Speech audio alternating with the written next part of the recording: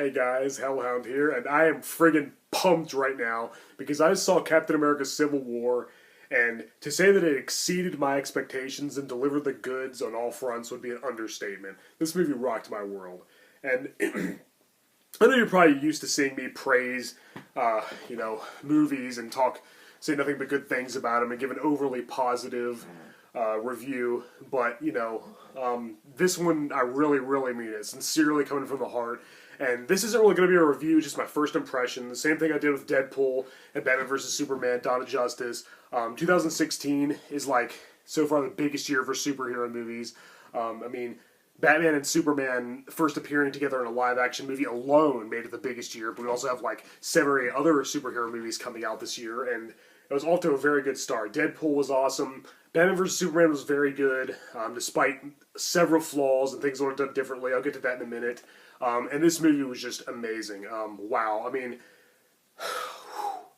Me and my buddy Shadow just went to see it. We both loved it. It just blew us away. We couldn't stop talking about it afterwards, to the point where I had to say, Shadow, I gotta go home. I gotta make a video about it. And wow, I'm so glad we saw it. It actually doesn't open till tomorrow, but we got to catch an early showing. Lucky us. And yeah, it was just amazing. Oh my gosh, I hope I remember. On my way home, I was just, I had all these things in mind that I made it. I told myself, you got to mention this in the video. I hope I can remember them all because I'm sure after filming, we'll think, oh, I should have mentioned this, I should have mentioned that. But anyway, first I want to get out of the way. I'm kind of having second thoughts about some of the things I said about Batman versus Superman. I still maintain that Affleck nailed the role of Batman. I did like Jesse Eisenberg's performance. I'm in the minority there. However, I would have liked it better. I am with the majority that would have preferred a cold, more chilling, more serious criminal mastermind Lex Luthor than the manic and quirky, kind of spoiled, rich, bratty, young Luthor that we got. I do think it was kind of an origin story for him that we will see that type of Luthor, as more like a James Bond villain type, in future sequels. But my main problem with that, with the way Jesse Eisenberg played him, he did a good job, and I think he's certainly capable. I don't think it was really his fault. I think that's the way they directed the character too. The only problem is it's a shared universe. It's gonna be Batman characters, the whole Justice League, all that, the whole 9 yards. If he ever appears alongside the Joker or the Riddler, there's not gonna be much of a contrast, and that's my main gripe with that. Kind of like how there wasn't enough of a contrast between Batman and Superman. They're both kind of dark, brooding, badass characters, especially Superman, who's portrayed as way more morose and tragic than that you usually see. The big blue Boy Scout who smiles and is like the all-American hero. I still liked it though. I still maintain that I liked it. I am kind of having second thoughts. I said that Jesse Eisenberg was a better Lex than Gene Hackman. I think that's because I always had a problem with Gene Hackman's Lex just kind of being he wasn't really a technological genius. He was a genius, but he wasn't like an evil mastermind who. He was a little more humorous as well. He's kind of all obsessed with real estate. We still haven't really seen an exact Luthor from the comics, and that was one of the main gripes. Also, they try to fit in way too many story arcs in one movie. They tried to adapt the Death of Superman and the Dark Knight Returns and Justice League Senate movie, and really all I wanted to see was Batman and Superman go at it, and their reasons for fighting was kind of silly too. But anyway, I'm going to wait to see that movie again. A lot of people enjoyed it more the second time around. I'm going to wait to buy the DVD, rewatch it before I can really evaluate and process my final opinion on it. Same thing with this movie and Deadpool. These are just my first impressions, my initial thoughts, just fresh in my mind right after I left the theater. Okay, so let's dig right in. Sorry about all that, but I'm not trying to blab too much about unrelated things, but I did have to mention that about Batman vs. Superman. And yes, this movie was a lot better than Batman vs. Superman. There was a little battle going on, all kinds of internet forums of Marvel fans versus DC fans. I'm a fan of both, so I can look at it objectively without bias, and which I'm glad, because Batman is my favorite character of all time. But other than that, I'm kind of more of a Marvel fan overall. I think Marvel has more great characters than DC does, though I still love DC, and I always will. And I want to see their movies be successful. I want to see them good, and they kind of got off to a rocky start with Man of Steel and Batman vs. Superman, both of which I liked, but they were a little too polarizing with the reviews. A lot of people either loved them or hated them, and the MCU has been pretty much well received and got mostly positive reviews and reception up to this point. So there's that. But I want to see a really strong DC universe. And I am looking forward to seeing Suicide Squad. I think Jared Leto's Joker is going to be the most psychotic Joker we've seen on screen, despite I really hate the tattoos and metal grill. But anyway, okay.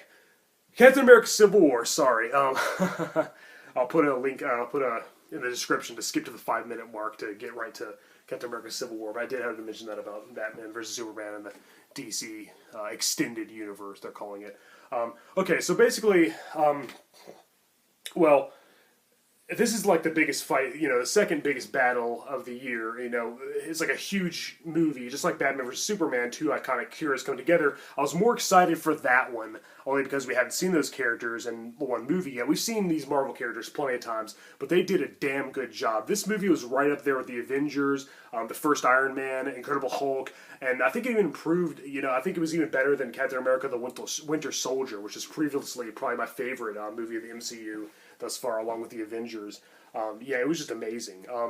Okay, well, Brock Rumlow, played again by Frank Grillo, reprising his role from Winter Soldier, returns as Crossbones after being burned to a crisp in Winter Soldier and almost crushed by a building. He returns as Crossbones. He's pretty badass. He didn't get as much screen time as I would have liked. He was kind of killed off really quickly. I think everybody already knew that. That's what kind of sets into that's kind of what sets into motion the events of the movie. A lot of people kind of like Batman vs. Superman, which I'm going to try not to compare this movie to that movie too much. But, people are worried about the Avengers being in check, all the destruction they cause. I mean, they're saving lives. They're saving the planet. I mean, there are going to be some casualties, unfortunately. But, people are wondering, and they have different ideals. Captain America and Iron Man kind of, it's revealed that, Bucky Barnes, the Winter Soldier, who was Captain America's sidekick, he came back, yada yada. You see in the movies, you know what I'm talking about. Iron Man thinks that he's a villain. He thinks that he needs to be captured. Captain America wants to protect him. There's all these different ideals. Iron Man wants to sign this. He wants to get all the Avengers to sign this contract, and Captain America wants nothing to do with it. So they kind of divides them all. Some people side with Iron Man, War Machine, of course, who did that. Some people side with Captain America, obviously the Winter Soldier and Falcon, and Hawkeye. Vision, I think, is the only character that, he was kind of portrayed as being on Iron Man's side, I guess, but... Well, he was kind of... Everything he said, people should have listened to him a little more. He's pretty wise and, kind of all-knowing. They should have listened to him more.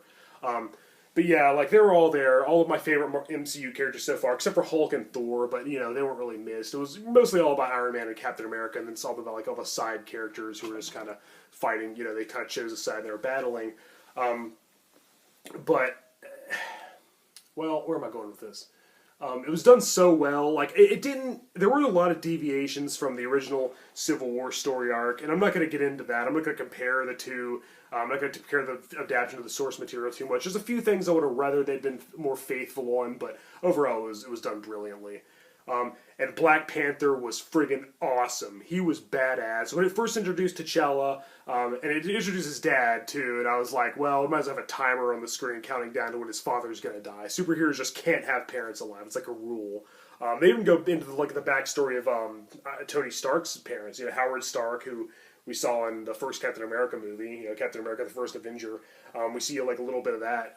We even see a young Tony Stark at one point, which is pretty cool. Lots of cool scenes. And this movie just kind of grabbed you by the balls, and it never let up. It just never let go. It was just entertaining sequence after entertaining sequence. Lots of action, but also a lot of character development and a lot of great story elements.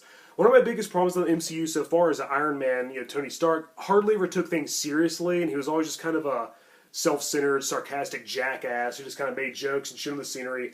He gave the best performance so far, I think, as Iron Man in this movie. He was deadly serious most of the time. You saw him actually, almost shed tears. He was very serious. You could actually feel the emotion in some scenes. And I'm glad he didn't just go through the whole movie making wisecracks and chewing on scenery.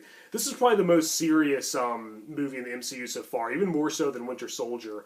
And I really appreciated that. There were still a lot of moments of levity and lighthearted humor.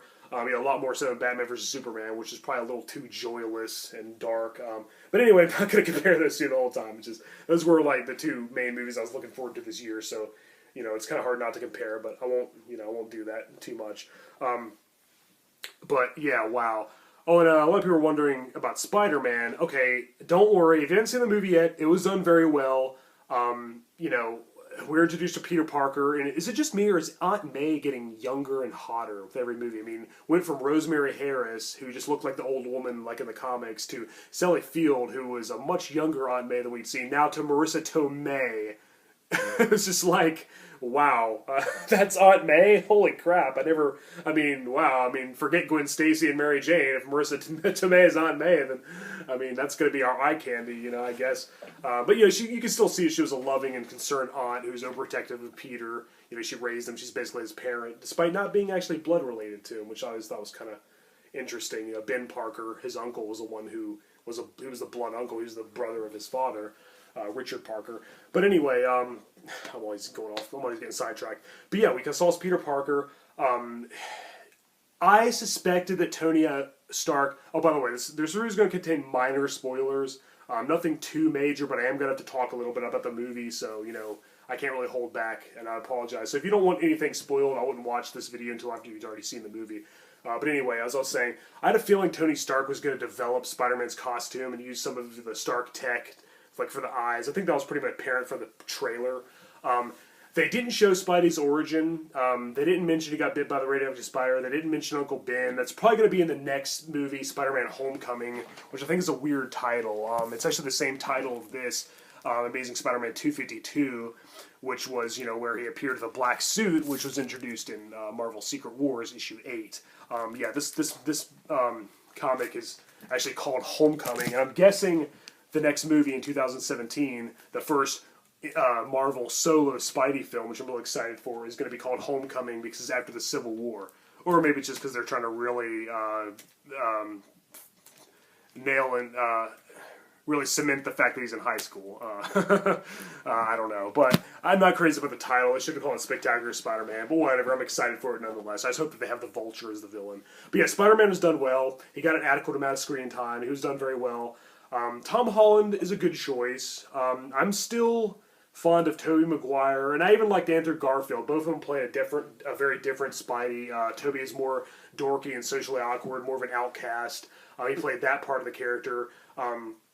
Garfield played more of the badass, witty, one-liner spitting Spidey, which, from the both of them did kind of a different version from the comics, and they did it very well.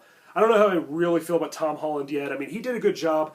I just think the voice, and a lot of people were worried about this, is the voice is a little too wimpy. It was a little too wimpy and childish sounding. He needs to really, his balls need to drop before the next movie, because a lot of people, in the comics thought that, hardly anybody knew he was a teenager in high school. But whenever he speaks, it removes all doubt. It makes it very blatantly obvious that he's a young person. Usually when he's unmasked in the comics, people are like, oh, he's just a kid, he's Spider-Man, and I think he needs to have, he has a better voice. I think Tobey did it very well. And it kind of always reminded me, the way that Spider-Man talked in the cartoon, the 90s cartoon, was perfect. But I'm not going to hold that against him. He is in high school after all, and I think it was done very well. He actually had some wisecracks and one-liners. I was worried people were going to say, oh, one-liners are what Iron Man does. No. Wisecracks are a Spidey thing. It's only the MCU that made Iron Man like that. But in this movie, he was totally serious and actually really understood the situation perfectly, and we saw a lot of great acting from Robert Downey Jr. I always thought he was great. He was a great choice of Tony Hart, but I had a few issues with him being such a comedian all the time, such a jokester. But this movie really showed his potential. He did a phenomenal job, as did everybody else. Chris Evans as Captain America, as Steve Rogers was just perfect. Everybody did good. And Black Panther was done very well, as I said before. T'Challa was introduced, and they gave him just the right amount of screen time. They didn't overuse him, but they didn't underuse him. They definitely had you begging for more, and we know that we're going to see more of that in the Black Panther film, which I think is coming out in 2020, if I'm not mistaken. But I'm really looking forward to that. I guess Ulysses Claw is going to be the villain. He was shown losing his arm in Age of Ultron. But yeah, all kinds of cool things await in the future. But yeah, this movie was great. The battle was great. The war when they're all on one side, like, you know, all fighting. And Ant-Man returned. We haven't seen him since Ant-Man. You know, Scott Lang, played by Paul Rudd from Halloween, The Curse of Michael Myers. He was there, and he became Giant Man! Ant-Man friggin' became Giant Man. I'm sorry if I spoiled that for you, but we saw fucking Giant Man in this movie. And that was amazing. They did it so well. Wow. And Spider-Man's costume reminded me like of the early Spider comics. They definitely put their own twist on it for sure. It was definitely something new. They reinvented it, but it really did pay homage, I think, to the original Ditko era. It kind of reminded me of the drawings of John Romita Sr., you know, who took over after Ditko. As you can see here, it is in Spider-Man issue 122. This is the one right after Gwen Stacy died, 121, where the Green Goblin, Norman Osborn, pays with his life. You know, by his glider, kind of like in the 2002 Raimi Spider-Man film. Yeah, I had to have some visual aids right there. Those are my props. You know, I had to show off my comic book collection a little bit, which is actually this. My recording device is on top of all the boxes of comics that I got. Yeah. But anyway, back to the movie. Yeah, everything was done well. They had great motivations and reasons for fighting, unlike in Batman vs. Superman, where Lex Luthor just kind of said, Superman, destroy Batman, because it would be cool, or something. And then they learned all each other's secret identities somehow. But again, sorry, I'm not going to compare it. I'm not going to compare it to Batman vs. Superman. I'm not going to compare it to the Civil War from the comics. But yeah, oh gosh, like, everything was just done so well. Black Panther was awesome. Spider-Man was awesome. The voice could have been a little less weak, but I'm not going to hold that against him. He was done very well. He really showed off his skills, and he was a force to be reckoned with. He really gave all these experienced Avengers a run for their money. Like, you know, he was kind of fighting on Iron Man's side. Tony Stark did discover his true identity. Like, hopefully he'll be the only one that knows. I don't want Spider-Man to reveal to everybody he's Peter Parker, just like every other character has in the MCU so far. I still think Iron Man revealed that he was Stark way too early on. I mean, the first movie, I mean, come on. At least wait till Iron Man 2. But yeah, I'm really looking forward to what we have next. You know, what's coming in the MCU. I was really worried that. Well, actually, I can't. I was about to reveal a huge spoiler, but I won't unless I save it to the end of the video. Wow. Marvel really needs to get the rights to Fantastic Four, especially after the 2015 Abomination. Not to be confused with the Hulk character of the same name. You know, was just a disaster, it was a huge flop. They really need to get a hold of Fantastic Four and the Silver Surfer, because I want them to be part of, you know, the future. Because it's probably too late for Infinity Wars to have them, but I really want to see. I'd like to see a Secret Wars live action movie. The only adaptation we've ever seen was the '90s Spider-Man cartoon. I'd love to see that. And I'm okay with the X-Men not being part of the MCU. Like, they kind of have their own thing going on, the XCU as I call it. Because X-Men, you know, they have a pretty big universe as it is. You know, there's a huge mythology there with the X-Men characters. I'm okay with them keeping it separate. And plus, you know, people always loathe and like look down on the mutants who were natural and were born with their abilities, but somehow they admire and worship, well, for the most part anyway, the superheroes who, you know, gained their powers through some science accident. I always thought that was weird in the comics, but that could also make for a very good reading, a very good story, like that conflict. And yeah, and it's a conflict of interest that made this, you know, drove all the characters' motivations in this movie. Like, nobody was really the villain. And I'll get to that in a minute. Like, you know, I mean, there wasn't like some evil, you know, cackling villain going, ah ha ha, you know, like it was all like everybody just had a different ideal, a conflict of interest. Everybody had a different belief, and they were kind of fighting for it. You know, that's the Civil War. And the thing is, okay, Baron Zemo, who was introduced in the early Avengers comics, who has like the pink mask and stuff, he was, I guess you could say, the villain in this movie. And they even made him a sympathetic character. They made his motivations understandable and relatable. And like, so nobody was really a villain. Like Tony kind of seemed like the villain a lot of the times until, like, you know, a little more. This is a twist, like towards the end, involving the Winter Soldier. Like, I was like, wow, I kind of saw it coming, but it still, you know, blew my mind. Even so, even though I kind of thought it was obvious.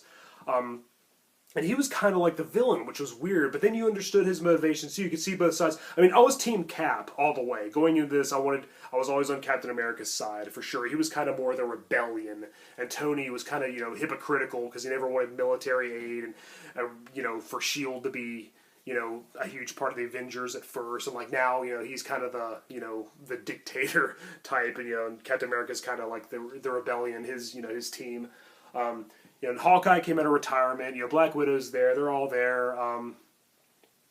But what I was gonna say is Zemo. They didn't call him Baron Zemo. Zemo. There's so many different versions of the character. There's Helmut Zemo, then his son, and then all kinds of other stuff. I kind of lost track with. I liked him. He was an awesome villain in the early Avengers comics. They retconned it to where he used to fight Captain America in the '40s, even though he never actually appeared in one of those Golden Age Captain America comics. They retconned it to where his helmet was somehow glued to his head, thinking it was Captain America's fault.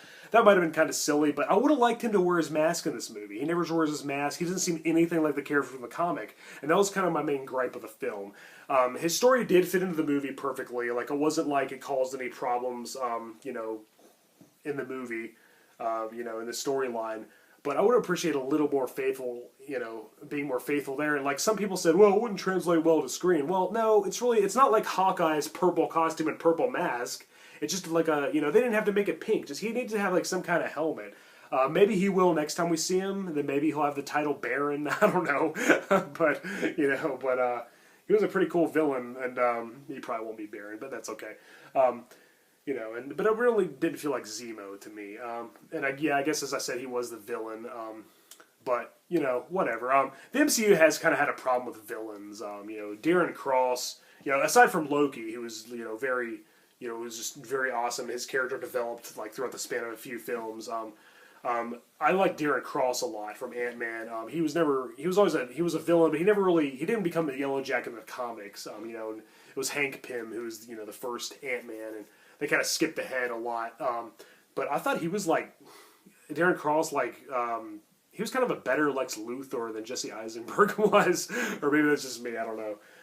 He was even bald for God's sake. But yeah, that's the problem with the MCU. They haven't really had very memorable villains, and even Darren Cross's Yellow Jacket wasn't like all that memorable. His motivations weren't all that terrifying. And now that Spider-Man's part of the MCU and we're going to get a solo film, we need to see those villains done right. We need to see a proper Green Goblin. They fucked the character up 3 times. Willem Dafoe was a perfect casting choice for Norman, but he was scarier out of the costume, and he was having his moments of schizophrenia and the internal struggle. It was better when he wasn't looking like a Power Rangers villain and saying, "We'll meet again, Spider-Man," This video has kind of been more about my hopes and expectations for the MCU than it was about Civil War, but what more can I say? It was all done so well. I understood everybody's motivations, and especially the Winter Soldier. He's just gone back and forth more than a game of Pong. And just like Captain America doesn't want to give up on him. He doesn't want to give up on his childhood friend and sidekick, and I can really respect and admire that.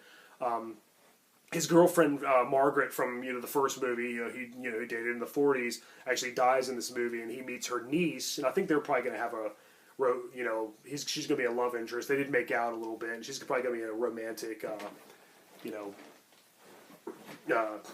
have some romance, and she'll probably be a love interest in future films. That was pretty well done. That was pretty cool. War Machine, James Rhodes was there, played by Don Cheadle. Falcon, was there. It was just an awesome battle. I just loved it. Every second it was happening, me and Shadow were just in awe. Our jaws just dropped, and we were just blown away by it. Wow. I'm gonna repeat myself a little bit here. Maybe I should wrap this review up soon. But yeah, there's a lot of things I do still want to see in the MCU. I want to see the real Mandarin, which they hinted at in this one-off called All Hail the King or something.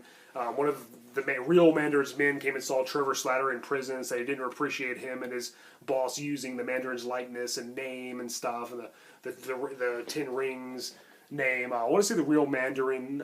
He needs to come and be just as awesome as he is in the comics. I want to see the Abomination return. I want to see the leader, because Samuel Stearns was set up at the end of the Incredible Hulk to become the leader. And it gives me hope because Thunderbolt Ross was in this movie.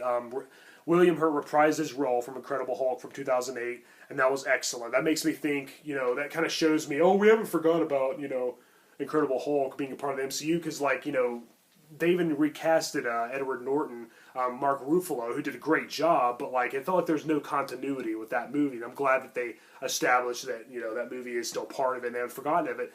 And in fact, I've even seen lists people ranked the MCU movies from best to worst or worst to best, And like they didn't include Incredible Hulk, like they didn't even know. We need another solo Hulk film because he's my favorite Avenger, and I want to see more Hulk. I want to see Leonard Samson become Doc Samson with the muscles and the green hair. I want to see all that stuff.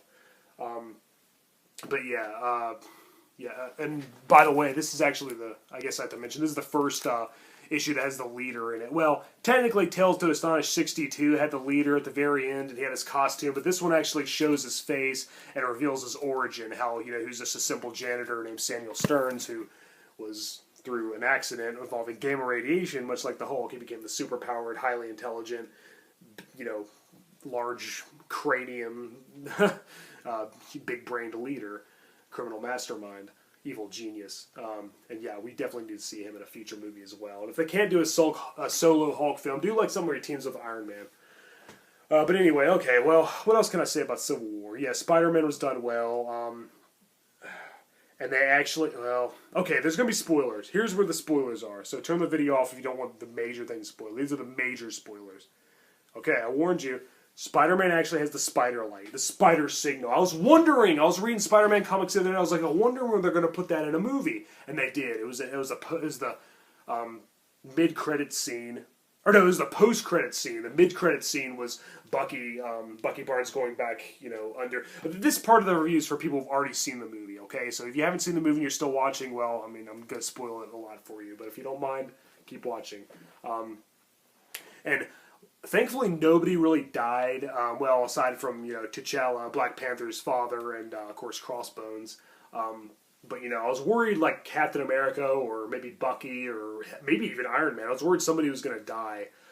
War Machine did get, well, if you've seen the movie, you know what I'm talking about, but War Machine did get really badly hurt during battle. Vision was trying to shoot at Falcon dodged, War Machine got hit, and that was another thing that fueled Tony Stark's rage. Like, he really had a lot of emotion in this movie. It was great. I really wanted him to be really serious and not making jokes all the time, and he did have a few moments of humor and levity, but it was mostly, very serious and just very well done. Wow, I definitely admire their effort. Yes, Marvel's doing better than DC as far as the movies go. DC's probably doing better with animation. I mean, not that's really the same company behind everything, but, I really wish Marvel had more animated movies. Speaking of which, The Killing Joke is coming soon. An animated adaptation of The Killing Joke. Mark Hamill, Kevin Conroy. I'm thrilled for that. I'm buying that this millisecond that it comes out. Wow, because it's like my favorite graphic novel of all time. But yeah, okay, yeah, I probably talked about too much other unrelated crap, but well, that might be my charm. Maybe that's what I'll be known for. That'll be my trademark. Oh yeah, that Hellhound guy, he's got a show on YouTube. Yeah, he talks about other stuff all the time. He goes on tangents, kind of like what I'm doing right now. But yeah, definitely go see Captain America Civil War. There's probably something I forgot to mention. I had all these ideas, all these things I was going to say in my head on the way home. I'm sure I forgot something, but